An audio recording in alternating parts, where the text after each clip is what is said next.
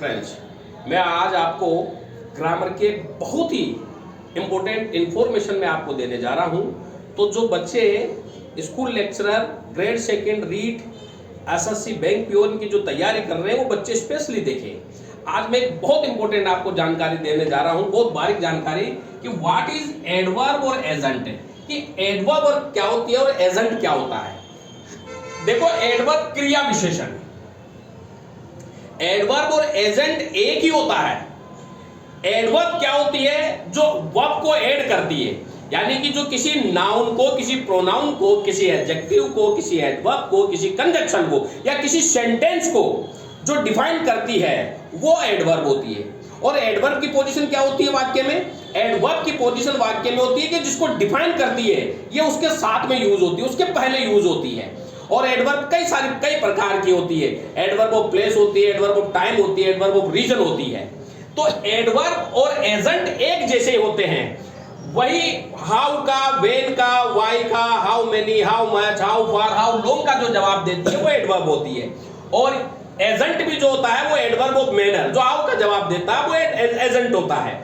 लेकिन दोनों में डिफरेंस क्या है? दोनों में डिफरेंस ये होता है कि एडवर्ब जो होती है वो वाक्य का एक जरूरी भाग होती है, यानी कि एडवर्ब को हटाने से वाक्य के अर्थ पे प्रभाव पड़ता है और वो जरूरी भाग होती है वाक्य का, उसे हटाया नहीं जा सकता है। लेकिन एजेंट जो होता है वो काम एडवर्ब का ही करता है, लेकिन एजेंट का वाक्य में होने या न होने से कोई प्रभाव नहीं पड़ता है, उसे हम एजेंट कहते हैं। जैसे कि मैं कहूं today I saw a movie,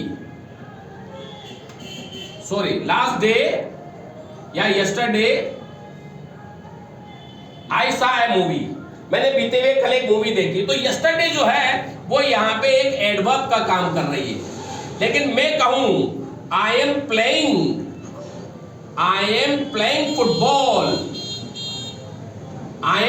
football at now in the ground, मैं अभी इस समय ग्राउंड में फुटबॉल खेल रहा हूं। अब यहां पे हम इस वाक्य को ऐसे भी लिख सकते हैं कि मैं अभी फुटबॉल खेल रहा हूं। इन द ग्राउंड को लिखने की जरूरत नहीं है। अब मैं पूछूं कि कहां खेल रहे हो, वेयर का जवाब ग्राउंड में खेल रहे हैं। तो यहां पर ये इन द ग्राउंड जो है ये एक एजेंट का काम कर रहा है। अब अगर इसे हटा भी दें तो वाक्य के अर्थ पे कोई प्रभाव नहीं पड़ेगा, लेकिन यस्टरडे को हटा देंगे तो वाक्य के अर्थ पे प्रभाव पड़ेगा, क्योंकि वर्ब की सेकंड फॉर्म में पास्ट टेंस है और पास्ट टेंस को बताने के लिए पास्ट सूचक शब्द होना जरूरी है, जो कि यस्टरडे है, जो कि एक एडवर्ब का काम कर रहा है। तो एडवर्ब और एजेंट में लिटिल बिट डिफरेंस होता है कि एडवर्ब वाक्य का जरूरी भाग होता है, how, why, how many, how much, when, where इनका जवाब देती है, एजेंट भी इनका जवाब देता है। लेकिन एजेंट का वाक्य में होने या न होने से कोई प्रभाव नहीं पड़ता है। तो जो बच्चे तैयारी कर रहे हैं वो डीप में इनकी तैयारी करें, डिटेल में जाए, ताकि इन बारीकियों के बारे में उन्हें पता चले। क्योंकि उनके SVOC आता है, स्पोक आता है, और जब स्पोक और SVOC में चीजें हम डिफाइन करते हैं तब हम वही मार्क खा जाते हैं। तो आप मार्क न खाओ, क्योंकि कंपटीशन एग्जाम में एक नंबर आपका सिलेक्शन रोक सकता है। इसीलिए बारीकी से पढ़ो, डिटेल